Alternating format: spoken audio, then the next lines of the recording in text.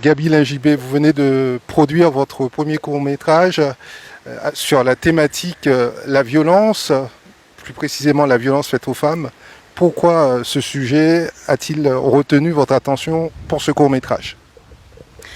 C'est vrai que j'ai un lien particulier avec ce sujet puisque en plus de le produire, je suis à l'origine du scénario et cette écriture a été inspirée en fait de choses que j'ai vécues, hein, donc ça reste fictionnel, mais c'est quelque chose que j'ai vécu en fait étant plus jeune. Donc voilà. Il vous a fallu combien de temps pour réaliser ce projet? 2 ans. Entre l'écriture et jusqu'à aujourd'hui, ouais, 2 ans. Et la violence, on sait qu'en Guyane, on est particulièrement concerné par ce sujet, pas qu'en Guyane, les dom-toms d'une manière générale. C'était une façon pour vous également peut-être de sensibiliser et d'alerter les pouvoirs publics, tout un chacun en fait, là-dessus. Alors je pense que les pouvoirs publics sont déjà bien alertés dessus, hein, ils ont les chiffres qui sont loin d'être réels, hein. Il faut savoir que la Guyane est quand même le département où il y a le plus de cas de violence conjugale, même à l'échelle devant l'Hexagone. Donc oui, on a un réel problème, hein, ça c'est sûr. Et oui, donc c'est notre, en tout cas toute l'équipe, notre contribution, parce que toutes personnes qui ont travaillé sur ce projet se sentent concernées en fait par cette cause et ont mis leur pierre à l'édifice, et c'est notre contribution en fait à la cause. Vous êtes le réalisateur. Dans quel environnement a-t-il été réalisé ce court-métrage? L'environnement, on a tourné le film en plein air, en studio et dans une pièce pour les scènes de maison. D'accord. Avant ce court-métrage, vous aviez déjà réalisé d'autres œuvres? Oui, j'en ai déjà réalisé. Oui. On peut avoir peut-être quelques titres. De la Lune au Soleil, mon premier court-métrage. Il y a Détox qui va bientôt sortir aussi. Et j'ai participé à d'autres courts-métrages. Alors, parallèlement à ces projets que vous aviez réalisés, quelles ont été les particularités de Je te vois? Rappelons-le, c'est le titre du court-métrage. Alors les particularités, on va dire qu'on a quand même déployé, en tout cas la production a mis les moyens pour qu'on puisse tourner avec des moyens techniques en fait, qui existent déjà depuis un moment, donc le fond vert. Et en fait, on a pu, grâce à ces moyens, déployer un décor en fond vert à grande échelle, quoi. Donc voilà. Est-ce que vous pouvez vous présenter, monsieur? Bonjour, je me présente, Myrto Linguet, photographe et aussi directeur photo sur ce projet. Concrètement, à quel niveau êtes-vous intervenu? Alors en ce qui concerne ma participation sur le projet, j'interviens surtout en fait sur les films. Ma présence est celle qui a une relative importance, puisque je participe à l'élaboration de la mise en lumière des sujets, du personnage et de l'ambiance du film. C'est-à-dire que tout ce que vous verrez à l'écran, l'éclairage, comment les sujets sont éclairés, les scènes, cela fait partie de ma compétence sur ce projet. Gaby Lingibé, vous avez joué dans ce court-métrage. Est-ce que vous pouvez nous parler des autres acteurs qui ont participé? Alors oui, c'est important déjà de dire que initialement j'étais pas censée jouer le rôle, mais j'ai été beaucoup poussée par Hendry, le réalisateur, qui estimait que ce rôle-là, je devais le jouer. Donc c'est marrant parce que j'ai exigé de passer le casting pour ce rôle-là.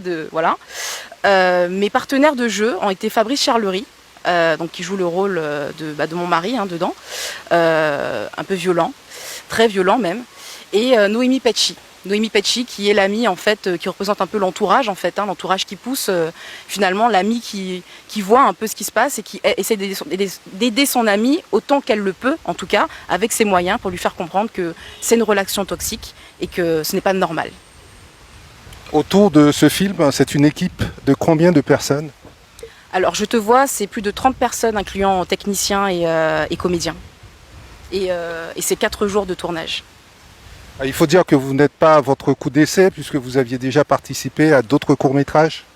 Alors, celui-là, c'est le premier que je produis intégralement. Ensuite, j'ai eu quelques petites expériences, effectivement, sur quelques courts-métrages et notamment une série produite par Canopé Film. Quels sont les premiers retours que vous avez pu avoir depuis que vous avez annoncé la sortie de ce court-métrage? On le savait déjà, mais c'est un sujet très brûlant. Donc, il est très bien accueilli pour le moment. J'ai beaucoup de demandes de diffusion publique, privée, etc. Donc je suis assez contente parce que Je te vois, on l'a fait pour ça. On l'a fait pour qu'il soit un support, un levier pour ouvrir le dialogue. Et comme je dis, l'important c'est de pouvoir contribuer en fait à notre échelle. Et si ce support est utilisé à bon escient, je suis persuadée que ça peut éveiller des consciences. Alors on sort d'une période très délicate et difficile pour les artistes, le cinéma en général.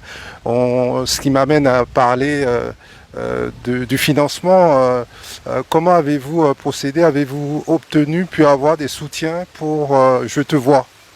Très honnêtement, très compliqué. Le budget était initialement chiffré à 100 000 euros. On a fonctionné avec 35 600 euros. Alors autant vous dire que c'est un exploit de sortir aujourd'hui Je te vois dans ces conditions. Mais ça, on le doit surtout parce qu'on a eu une super équipe de techniciens et d'acteurs qui ont tout fait pour pouvoir faire sortir ce projet de terre et qui ont complètement adhéré à la cause. Donc il y a eu beaucoup de bénévolat, il faut le dire. On a eu quelques partenaires aussi qui ont joué le jeu. Et même quand ils ne pouvaient pas nous accompagner financièrement, on souhaitait nous accompagner en apport en industrie. Et ça nous a énormément aidés.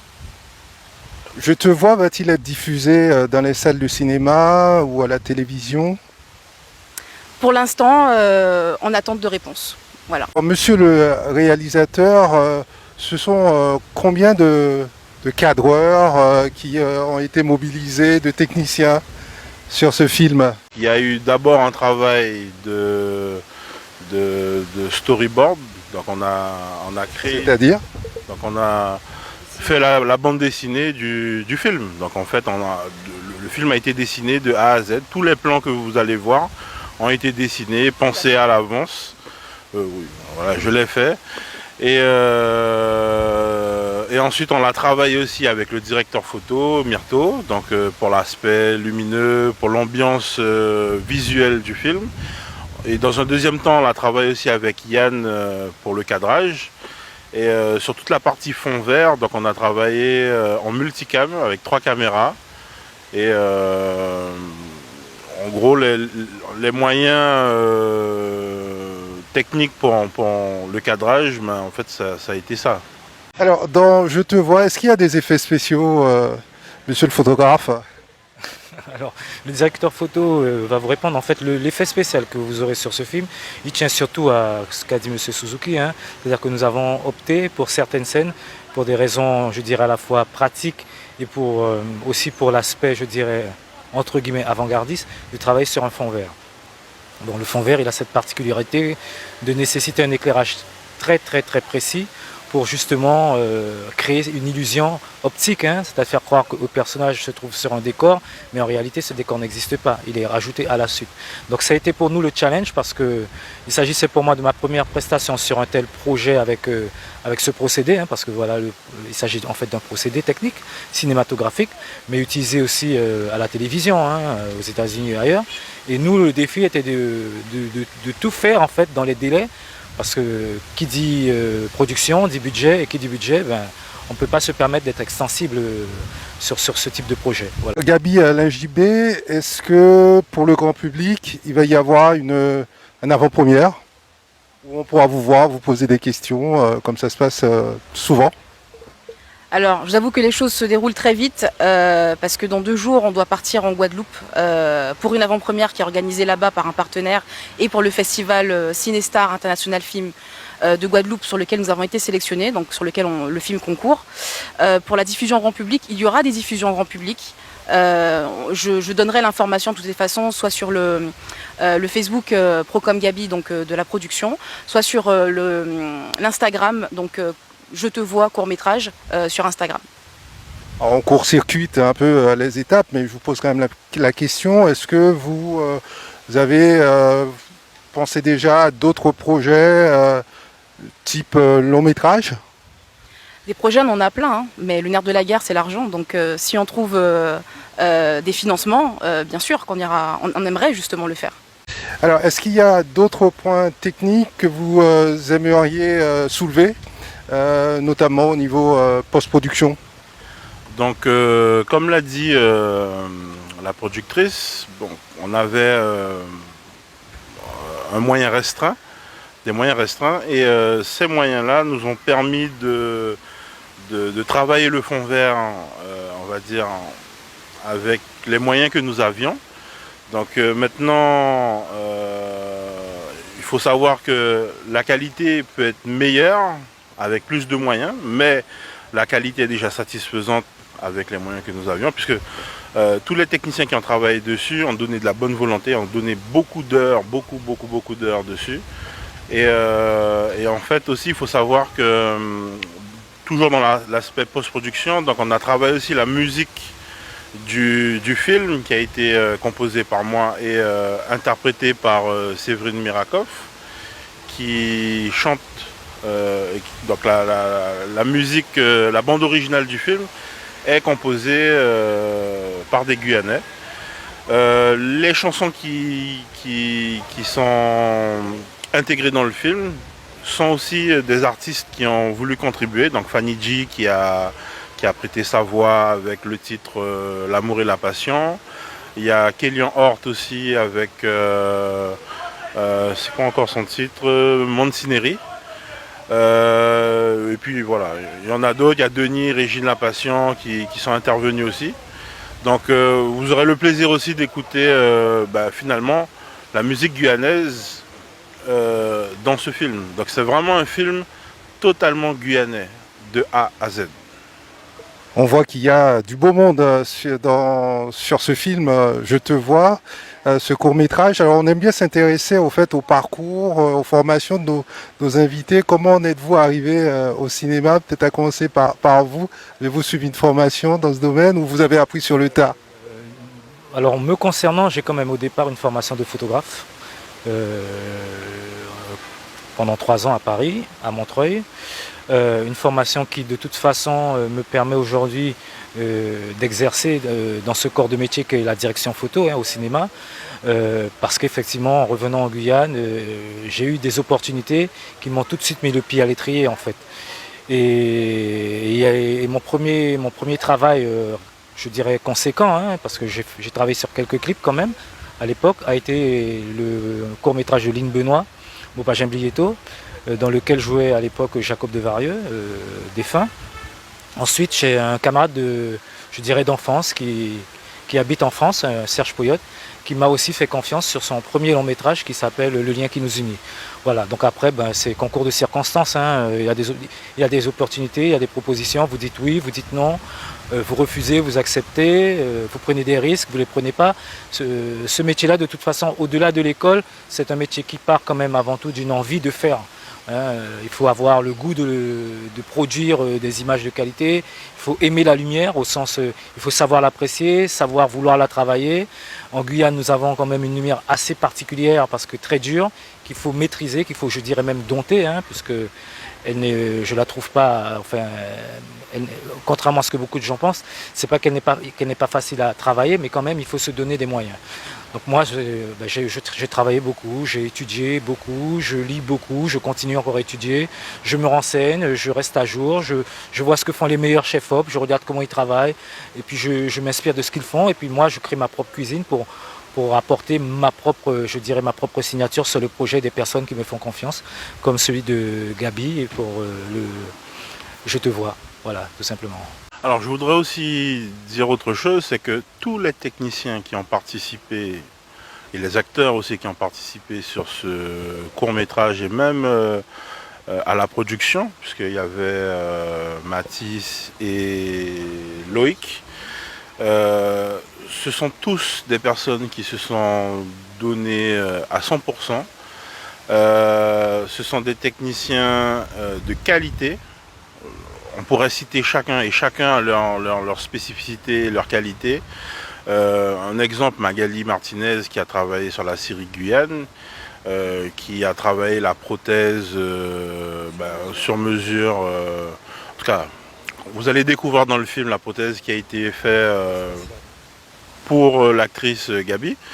Donc voilà, il y a eu vraiment un travail. Et tous ceux qui se sont impliqués dans le projet de près ou de loin ont vraiment soutenu avec une très bonne énergie, que ça soit... on va dire que c'est un milieu où on est tous solidaires. Donc il vous a parlé de Serge Poyot. Serge Poyot m'a beaucoup aiguillé aussi dessus. Donc c'est un réalisateur que j'estime beaucoup et qui me donne de bons conseils. Et je pense qu'on est dans un milieu où on n'est pas en compétition, on est surtout en collaboration. Et on apprend les uns des autres. Il y a Marie-Sandrine qui était ma première assistante, avec qui j'ai beaucoup appris, oui, Marie-Sandrine Bakoul, qui était ma première assistante, mais qui est une réalisatrice elle-même, et avec qui j'apprends. Elle apprend aussi de moi, on échange, donc comme je vous ai dit, on est en collaboration, et c'est vraiment un projet qui montre avec une belle exemplarité que la Guyane peut travailler main dans la main, qu'on peut, si on veut faire quelque chose de bien, on peut s'aider, on peut fournir l'énergie nécessaire pour produire de belles choses. Quel est votre cheminement en tant que réalisateur? Alors mon cheminement, écoutez, j'ai commencé au conservatoire avec la musique, j'ai appris plusieurs instruments, donc après je les ai maîtrisés. Ensuite j'ai commencé à faire de la musique dramatique, la musique de film. Et par la suite je suis passé à la réalisation. Bon, voilà, c'est un parcours un peu atypique, mais voilà. Alors, on a une population en Guyane très jeune, donc il y a énormément de jeunes qui nous regardent en ce moment sur tous les réseaux sociaux. Quelques conseils pour ceux et celles qui aimeraient se lancer dans le cinéma comme acteur, actrice? Écoutez, comme moi, hein, c'est-à-dire n'hésitez pas à vous proposer en fait sur les productions, sur les courts-métrages, sur les longs-métrages, en tant que bénévole déjà, pour pouvoir vous accaparer du milieu en fait, vous identifier les postes, parce qu'il faut savoir que dans le cinéma, il y a une multitude de postes, tous plus passionnants que les autres. Alors avant de savoir exactement dans quoi on veut s'embarquer, je pense que c'est bien de pouvoir être bénévole sur certains projets pour pouvoir un petit peu voir les techniciens, comment ça se passe au niveau des comédiens, ne pas hésiter à poser des questions. Moi je trouve que c'est un milieu qui est assez ouvert et on a toujours besoin de bénévoles, donc moi je trouve que c'est une belle expérience et une belle façon de pouvoir se former. Et qu'attendez-vous des spectateurs, des Guyanais, suite à la sortie de Je te vois, ce court-métrage, comme soutien? Alors, au-delà du soutien, je pense qu'on arrivait à un moment où on ne peut plus faire semblant, on ne peut plus faire comme si ça n'existait pas. Et en fait, l'intérêt de ce film, en fait, c'est d'éveiller les consciences et de réaliser que ça se passe, qu'il faut arrêter de détourner le regard et surtout il faut prendre part au combat. On peut plus rester neutre. C'est pas un sujet sur lequel on peut rester neutre et se dire ah ben moi voilà, non, c'est plus possible en fait. Il faut aujourd'hui communiquer, il faut partager surtout avec la jeunesse. Quand je vois la jeunesse aujourd'hui, comment elle se parle, comment c'est assez violent, etc. Il faut leur expliquer que c'est pas normal parce que cette jeunesse c'est les adultes de demain. Alors qu'est-ce qu'on va devenir si on continue comme ça? Donc il faut vraiment partager, n'hésitez pas à parler entre vous, voilà, de tendre la main si vous voyez qu'il y a quelque chose, rapprochez-vous des organismes, des institutions. Il y a des organismes comme la GAV, l'Arbre Fromager, qui font un travail extraordinaire au quotidien. Donc n'hésitez pas à vous rapprocher de ces structures-là parce qu'il y a des structures qui accompagnent ces victimes et il est vraiment temps que les choses changent.